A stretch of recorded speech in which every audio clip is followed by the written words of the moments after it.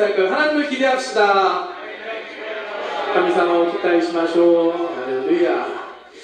네, 오늘 말씀은 사도 바울의 전도 여행이 계속됩니다. 아테네에서 복음을 전했던 이야기를 함께 나누기 원합니다. 2차 전도 여행 중에 사도 바울은 아시아를 떠나 유럽 대륙 마게도냐 지방으로 넘어가서 복음을 전하게 됩니다. 바울은 처음에 빌립보를 지나서 데살로니가를 지나 베레아까지 이동하면서 복음을 전합니다. 지도 한번 보여주실래요? 네, 아시아 대륙을 넘어서 마게도냐, 빌립보, 데살로니가, 베레아까지 이동합니다.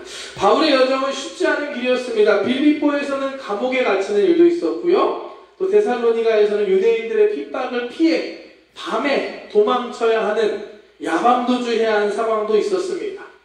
하지만 사도 바울은 어떤 상황에서도 자신의 사명, 하나님의 그 복음을 전하는 것들을 잊지 않고 포기하지 않았습니다. 밤중에 도망쳐서 베레아에 가서도 계속해서 복음을 전했습니다. 감사하게도 베레아 사람들은 사도 바울이 전하는 말씀을 열심히 듣고 또 그 말씀이 정말 진짜인지 성경을 통해 조사하고 확인했다고 합니다. 그래서 베레아에 하나님을 믿는 사람들이 많아지게 됩니다. 지난주에 우리가 나눴죠. 우리가 경험에 대한 거, 하나님이 경험하는 것도 중요하지만 동시에 하나님의 말씀을 통해 하나님을 알아가는 것 또한 중요합니다. 경험과 이성을 통해 하나님을 더 알아가기에 힘쓰는 우리 토모니 청년들 되기를 주님의 이름으로 축복합니다. 여기까지가 지난주에 살펴봤던 이야기였고요. 오늘은 이제 그 후의 이야기입니다. 바울이 데살로니가를 도망쳐서 베레아에서도 열심히 복음을 전하고 있다는 소식이 데살로니가에 들렸습니다. 그러자 데살로니가의 유대인들, 바울을 핍박했던 사람들이 베레아까지 바울을 찾아와 바울의 사역을 방해합니다. 13절 말씀 한번 볼까요? 데살로니가에 있는 유대인들은 바울이 하나님의 말씀을 베레아에서도 전하는 줄 알고 거기도 가서 무리를 움직여 소동하게 하거늘. 데살로니가에서 베레아까지는 한 80km 정도 되는 거리였습니다. 그만큼 떨어진 곳까지 쫓아와서 바울을 괴롭힌 것입니다. 그러자 바울을 돕는 사람들이 바울을 다시 피신시킵니다. 이번에는 더 멀리 바닷길을 통해 더 먼 곳으로 바울을 이동하는데 이렇게 해서 가게 된 곳이 오늘 말씀의 배경이 되는 아테네가 됩니다. 한번 지도 한번 보여주실래요? 데살로니가에서 베레아까지는 80km, 베레아에서 그 남쪽으로 아덴까지는 500km가 넘는 먼 거리였습니다. 말씀 보겠습니다. 사도행전 17장 14절 15절. 형제들이 곧 바울을 내보내어 바다까지 가게 하되 실라와 디모데는 아직 거기 머물더라. 바울을 인도하는 사람들이 그를 데리고 아덴까지 이르러 그에게서 실라와 디모데를 자기로 속시키 오게 하라는 명령을 받고 떠나니라. 급히 떠나는 게 느껴지시나요? 실라와 디모데는 아직 같이 떠나지 못했고 바울만 먼저 부랴부랴 아테네로 떠나게 된 것이었습니다. 아테네라는 곳이고요. 여러분 아테네 다 들어보셨죠? 아테네는 기원전 5세기부터 유명한 고대 그리스의 도시 국가 중에 하나였습니다. 아테네, 스파르타 들어보셨을 거라고 생각합니다. 바울 당시에도 이 로마 또 이집트의 알렉산드리아와 함께 세계 3대 도시 중에 하나였다라고 합니다. 헬라 문화의 발생지로 고대 철학, 문화, 예술의 중심지가 바로 이 아테네였습니다. 여러분 아테네 하면 뭐가 떠오르시나요? 사진 보여주실래요? 아테네 검색하면 나오는 사진입니다. 멋지지 않나요 여러분? 어제 이거 보는데 가고 싶더라고요. 갔다 오신 분 계신가요? 아테네 가봤다나? 네. 기회가 있으면 꼭 가보시기 바랍니다. 여러분 아직 젊으니까. 네. 다음 사진도 보여주실래요? 이 아테네 하면 딱 떠오르는 이미지 아닌가요? 바로 저게 그 아크로폴리스라고 하는 곳입니다. 아크로폴리스. 아테네의 바위지대 위에 높이 솟아있는 그걸 아크로폴리스라고 하는데 아크로는 아주 높은 최상이라는 뜻이고 폴리스는 도시라는 뜻입니다. 위에 있는 높이 있는 도시, 신들의 도시라는 뜻을 갖고 있는 게 아크로폴리스입니다. 이 아크로폴리스의 가장 유명한 건물이 있는데 다음 사진 보여주실래요? 바로 이 파르테논 신전입니다. 아테네의 수호신인 아테네 여신을 섬기는 그런 신전이었습니다. 이 아크로폴리스는 이 파르테논 신전뿐만이 아니라 에레크테이온 신전, 아테나 니케, 나이키가 니케에서 나온 거 아시죠? 니케 신전 등 다양한 신전들과 유적들이 아테네에는 있었습니다. 바울이 아테네를 방문했을 때도 이와 같은 신전들이 존재했고 또 그리스 로마 신화의 수많은 신들과 영웅들의 조각상들이 그곳에는 있었습니다. 학자들의 연구에 따르면 그곳에 당시에 300개의 공식화된 우상들, 신들이 있었다는 거겠죠. 그리고 3만 개의 신상이 아테네에 있었다라고 전해집니다. 이 아테네는 헬레니즘 문화가 포피운 아름다운 곳이었지만 동시에 영적으로는 타락한 미신과 우상 숭배가 가득한 곳이었습니다. 바울의 눈에 비치는 아테네는 그야말로 우상으로 가득한 도시였습니다. 한번 말씀 볼까요? 16절 말씀 보겠습니다. 바울이 아덴에서 그들을 기다리다가 그 성에 우상이 가득한 것을 보고 마음이 격분하여. 바울이 가서 보니까 우상이 가득한 그 성을 보고 마음이 격분합니다. 거룩한 분노, 안타까움이었겠죠. 이와 같은 상황에서 바울은 더 열심히 하나님의 복음을 전하기 시작합니다. 말씀 보겠습니다. 17절 말씀. 회당에서는 유대인과 경건한 사람들과 또 장터에서는 날마다 만나는 사람들과 변론하니. 바울은 정말 아테네에서 최선을 다해서 복음을 전한 것 같습니다. 그동안 해왔던 것 같이 회당에 유대인들이 모여있으면 그곳에 가서 그들에게 복음을 전하고 또 장터에 나가서는 날마다 사람들을 만나서 그들과 논쟁하고 그들에게 복음을 전했습니다. 여기 장터라는 곳은 우리가 지금 생각하는 우리 장터 있잖아요. 갑자기 생각나네요. 우리가 물건을 사고 파는 그런 시장의 개념이 아니라 당시 헬라어로는 아고라로 광장의 의미가 있습니다. 아테네 사람들이 모이는 곳이었고 그곳에서는 학문적인 강의나 대화, 토론들이 이루어지는 곳이 바로 이 아고라라는 곳이었습니다. 아테네에 또 유명한 것이 소크라테스, 플라톤, 아리스토텔레스 다 이 아테네 사람입니다. 철학이 유명하고 철학적인 논의가 많았던 토론이, 논쟁이 매일 이루어지는 곳이 바로 이 아테네였습니다. 바울은 그곳에서 매일마다 사람들을 만나서 논쟁하면서 예수님의 복음을 전했던 것입니다. 당시에 아테네에는 두 가지 큰 철학 사상이 있었습니다. 하나는 에피쿠로스 학파고 하나는 스토아 학파라고 합니다. 들어본 적 있으시죠? 금방 끝납니다. 여러분 조금만 참으세요. 네, 에피쿠로스 학파는 또 다른 말로는 쾌락주의라고 합니다. 어디들은 신은 있지만 우리 인간과는 상관없다. 그리고 사후의 심판, 내세, 천국과 지옥 이런 거는 믿지 않았습니다. 그렇기 때문에 이들은 지금 당장 지금의 내 삶의 만족, 행복, 쾌락 그것들을 최선의 가치로 여기며 살았던 사람들이 에피쿠로스 학파였습니다. 반대로 스토아 학파는 금욕적이고 이성을 강조하는, 철학을 강조하는 사람들이었습니다. 그들은 모든 자연 만물의 신이 깃들어 있고 그렇고 범신론, 모든 만물의 신이 있다는 게 범신론이죠. 그리고 이들 또한 역시 사후의 심판, 이런 천국과 지옥 같은 것들을 부정하면서 이 사물, 이 자연이 영원할 것이다 라는 것을 믿는 사람들이었습니다. 이 두 개의 큰 학파가 있었는데 서로 정반대, 하나는 금욕, 하나는 쾌락, 정반대의 특징을 갖고 있지만 동일하게 하나님에 대해서 전혀 모르고 있던 것은 공통점이었습니다.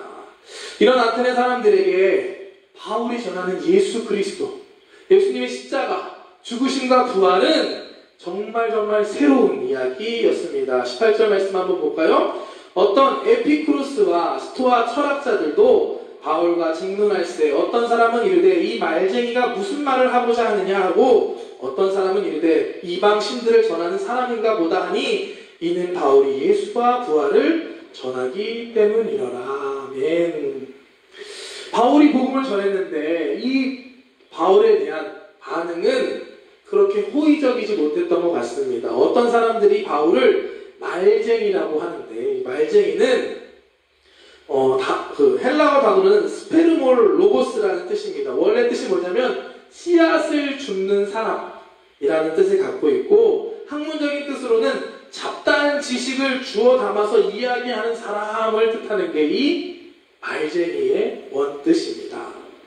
부정적인 의미로 쓰는 단어였습니다. 아테네 철학자들은 바울을 무시하고 인정하지 않았던 것입니다.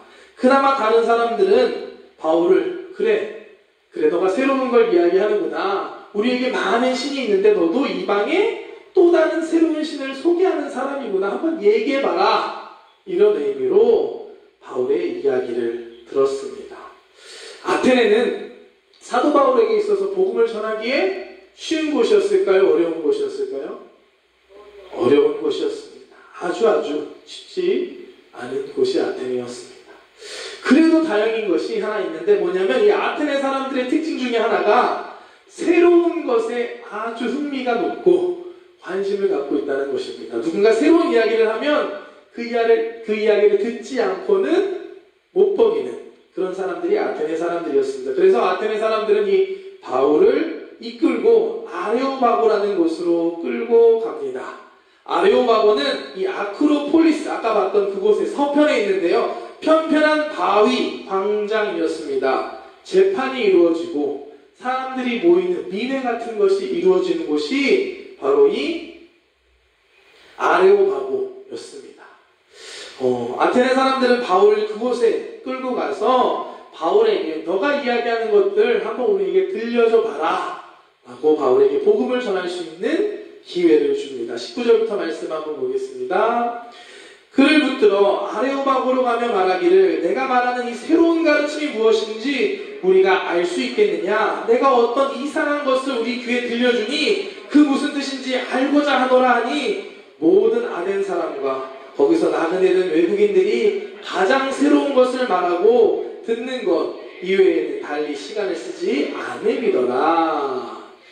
아테네 사람들은 얼리 어답터, 새로운 게 있으면 먼저 쓰지 않고 먼저 듣지 않으면 참지 못하는 그런 사람들이었습니다. 바울 입장에서는 아주 좋은 기회를 얻게 되었습니다. 바울에게 한번 너가 하는 거 들어볼 테니까 한번 얘기해봐, 복음을 전해봐 라고 기회를 준 것입니다.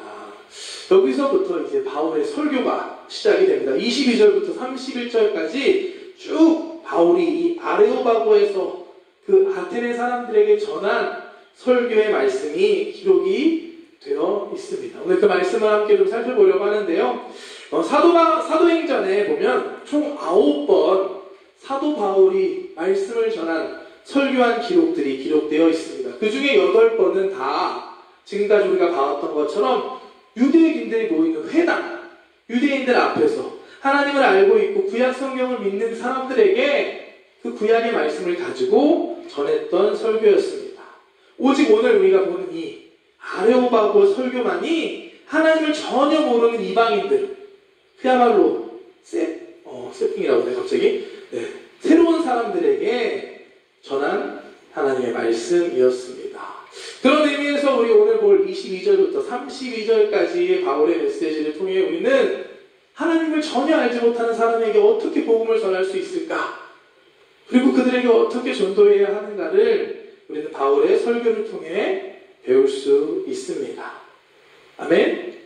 한번 우리 바울의 설교를 한번 살펴보도록 하겠습니다. 먼저 바울은 아주 친근하게 이야기를 시작합니다. 22절부터 말씀 볼게요. 바울이 아레오바고 가운데 서서 말하되, 아덴 사람들아, 너희를 보니 범사에 종교심이 많도다. 내가 두루다니며 너희가 위하는 것들을 보다가 알지 못하는 신에게라고 새긴 단도 보았으니, 그런즉 너희가 알지 못하고 위하는 그것을 내가 너희에게 알게 하리라. 바울은 아테네 사람들 앞에 서서 말을 시작합니다. 먼저 많은 신전과 신상에 익숙한 아테네 사람들에게 범사의 종교심이 많구나라고 하면서 그들에게 칭찬하면서 이야기를 시작합니다. 하지만 바울은 자기가 직접 목격했던 알지 못하는 신에게 드리는 제단, 그 이야기를 하면서 너희가 알지 못하고 지금 제사를 드리고 알지 못하고 신을 섬기고 있는데 내가 그거를 알려줄게 라고 친절하게 이야기를 하기 시작합니다.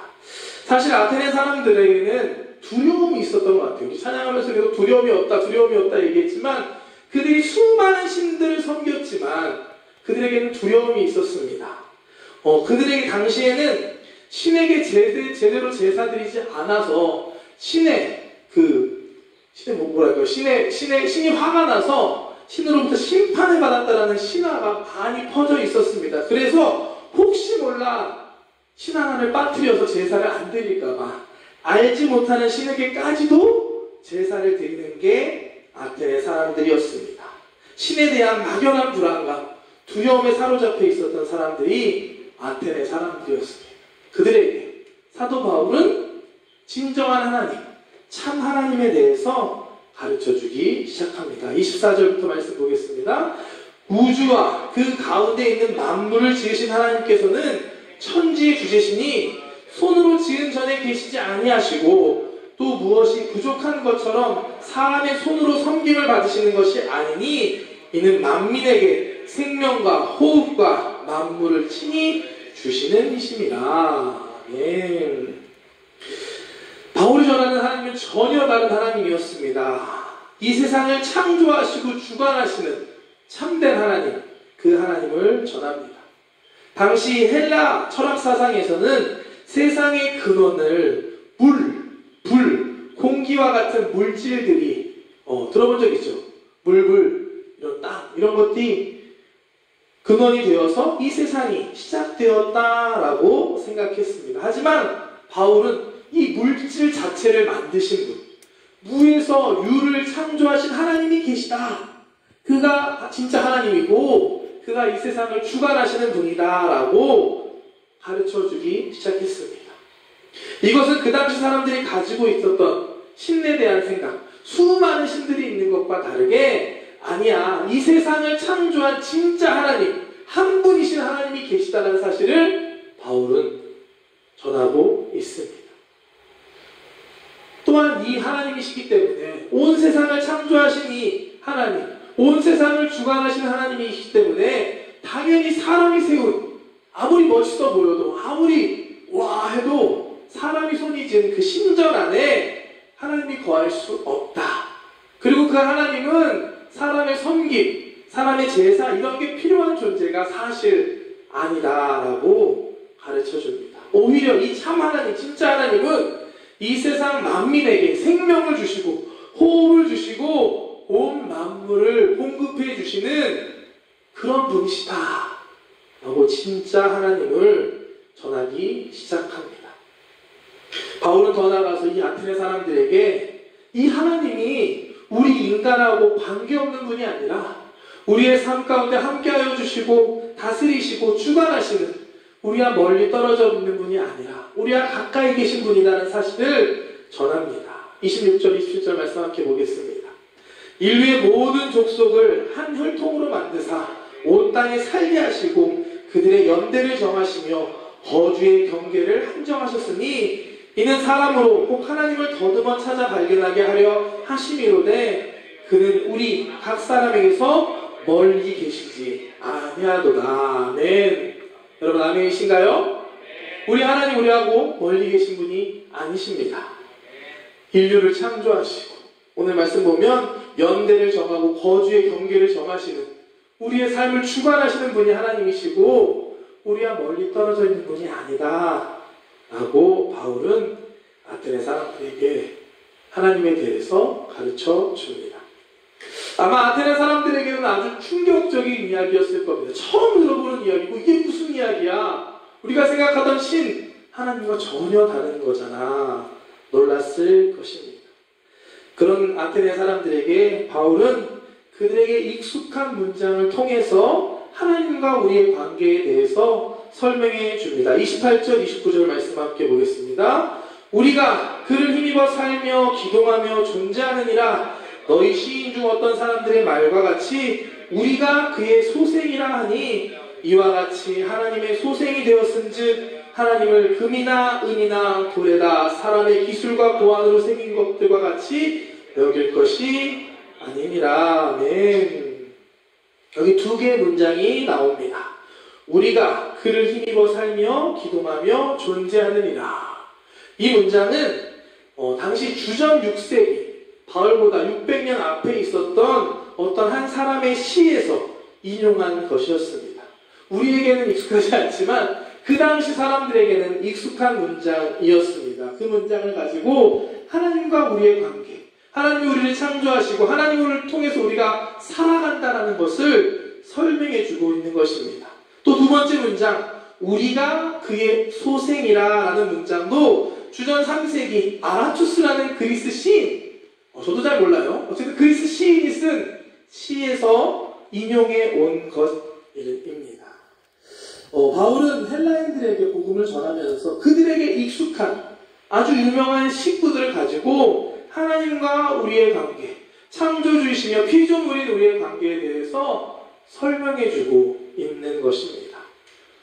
우리 지금 입장이면 BTS나 유명한 사람의 가사 이런 것들을 통해서 다 아는 이야기로 하나님과 우리의 관계를 설명해주고 있는 것입니다.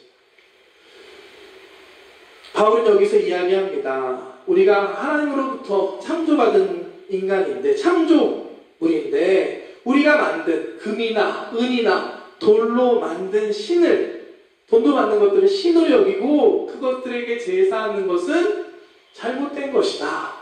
하나님이 우리를 창조하셨는데 우리가 만든 것을 신이라고 여기는 건 잘못된 것이다 라고 아테네 사람들의 우상 숭배, 그들의 신상 숭배를 지적하고 있습니다.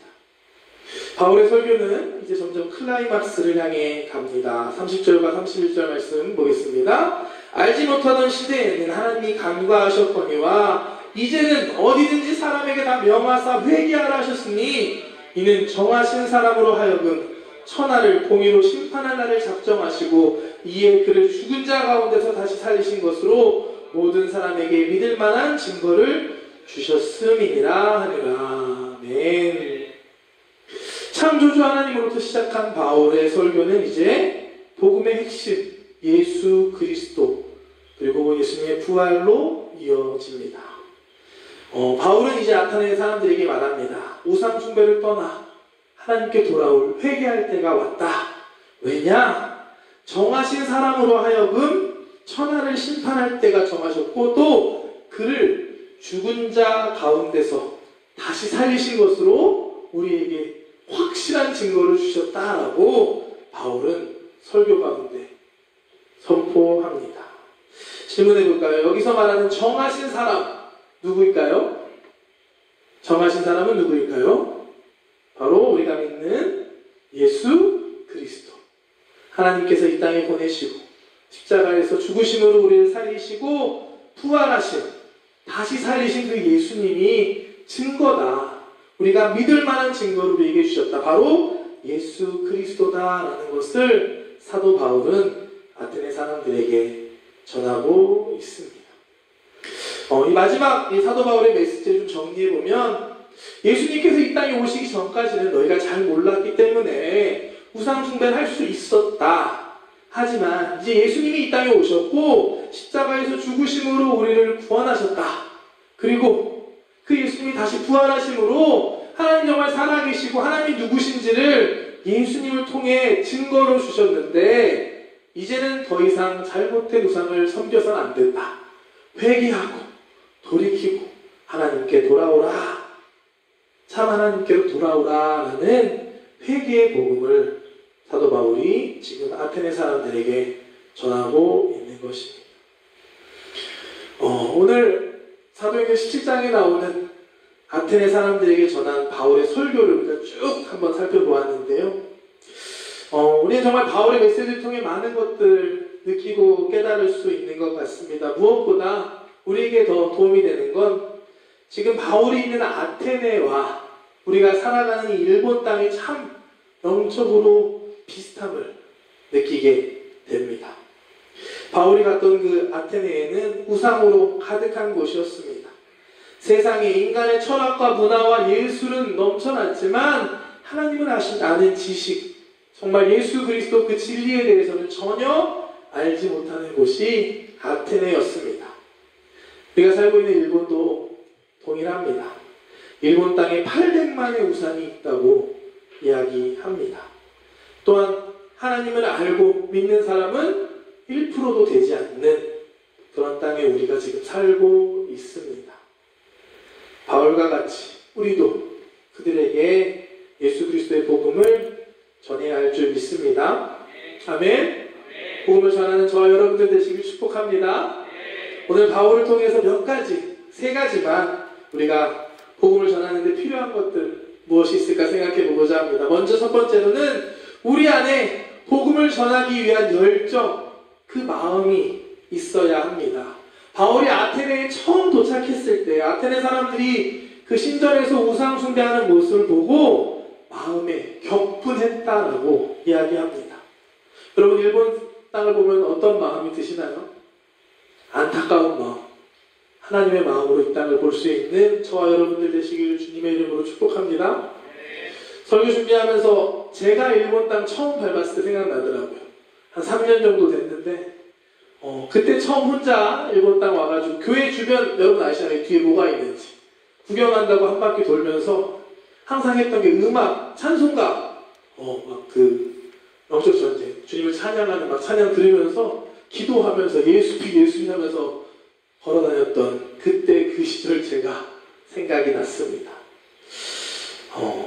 지금의 제 모습은 어떤가? 너무 익숙해진 거 아닌가라는 모습을 돌아보게 됐고요. 정말 우리 안에 이 사도 바울의 마음, 그 아버지의 마음에 그 안타까워하는, 그 격분하는 그 마음, 영혼을 구원하기 위해 우리가 알고 있는 그 하나님을 전하기 위해 애쓰는 그 마음이 회복되기를 주님의 이름으로 축복합니다. 아멘. 그 마음이 먼저 우리에게 있어야 할 줄 믿습니다. 또한 두 번째, 사도 바울은 아테네 사람들에게 맞게 복음을 전하기 위해 최선을 다했습니다. 원래 바울이 전하던 스타일과 전혀 다른 스타일로 말씀을 전합니다. 왜? 그들이 잘 이해할 수 있도록, 그들의 마음에 그 복음이 잘 들어갈 수 있도록 바울은 최선을 다해서 맞춤의 복음을 전합니다. 우리도 우리 주변 사람들에게 복음을 전하기 위해, 예수님을 소개하기 위해 가장 좋은 방법이 무엇인지 고민하고 찾아야 할 것입니다. 우리가 기도하면서 찾아갈 때 하나님께서 우리에게 지혜를 주시고 우리를 인도해 주실 줄 믿습니다. 우리를 통해 예수 그리스도의 복음이 땅 가운데 전파될 줄 믿습니다. 마지막으로 바울의 메시지의 결론, 그것은 오직 예수 그리스도였습니다. 우리가 복음을 전할 때 다양한 방법을 사용할 수 있습니다. 음악도 사용할 수 있고, 또 영상도 사용할 수 있고, 또 연극과 같은 것도 사용할 수 있습니다. 하지만 그 내용, 그 결론은 변해서는 안 됩니다. 우리를 위해 이 땅에 오시고 십자가에서 우리를 죽으신, 우리를 구원하신 예수 그리스도, 하나님께서 모든 죄와 사망의 권세를 이기고 다시 살리신, 부활하신 그 예수 그리스도를 전하는 저와 여러분들 되시기를 주님의 이름으로 축복합니다. 아멘. 아멘. 사도 바울과 같이 복음을 전할 수 있는 우리 토모니 청년들 되시기를 바랍니다. 오늘 설교 준비하는데 오랜만에 이 가수가 떠오르더라고요. BY라는, 다 아실 것 같은데 가수가 떠올라서 사진 한번 보여주실래요? BY라는 가수입니다. 2016년에 있었던 쇼미더머니 5에서 힙합 경연 프로그램에 나와서 우승한 유명한 래퍼입니다. 다 아실 거예요. 다음 사진도 자연스럽게 보여주세요. 최종 우승을 했고요. 그 당시 정말 놀라웠던 것은 이 BY라는 가수가 자신의 신앙적인 믿음 있는 그대로 다 고백하고 랩 가사에서 표현했다는 것입니다. 사실 일반 방송에서 기독교 색깔을 이렇게 드러낸다는 것이 두려울 수도 있는데, 부담스러울 수도 있는데, 그렇지 않고 오히려 자신의 신앙적인 이 가치관, 이 신념을 누구보다 강하게 확실하게 표현하면서 오히려 그것을 멋있다, 진짜 멋있네라고 느끼게 했던 것으로 기억이 납니다. 결국 뛰어난 실력으로 우승까지 차지합니다. 다음 사진들 보여주세요. 네. 믿음에 대한 가사에 성경 말씀이 많이 들어가 있었고요. 결국에는 정말 많은 선한 영향력을 끼치며 최종 우승까지 차지했던 이 BY 가수가 있었습니다. 오늘 말씀에 저 아테네 아레오바고 광장의 수많은 그 아테네 사람들 앞에서 담대하게 복음을 전하는 사도 바울을 상상해 보니까 BY의 모습과 같지 않았을까? 그들 앞에서 하나님에 대해서 우리 하나님 이런 하나님입니다. 내가 믿는 분 이런 분이에요. 이렇게 멋진 분이에요. 여러분도 이 하나님 믿어야 합니다. 외쳤던 사도 바울의 모습과 이 BY의 모습과 많이 닮아 있다라는 생각을 해보았습니다. 사도 바울과 같이 또 우리 사진 됐습니다. 이제 이 BY와 같이 저와 여러분들도 각자의 삶의 자리에서 담대하게 하나님을 전하고 예수 그리스도의 복음을 전할 수 있는 우리 톨모니 청년들 되시기를 주님의 이름으로 축복합니다. 바울과 같이 정말 우리가 만나는 그 사람들에게 안타까운 마음으로 아버지의 마음으로 그들에게 우리가 믿는 그 하나님의 복음을 전할 수 있는 참 좋은 그 하나님을 전할 수 있는 저와 여러분들 되시기를 주님의 이름으로 축복합니다.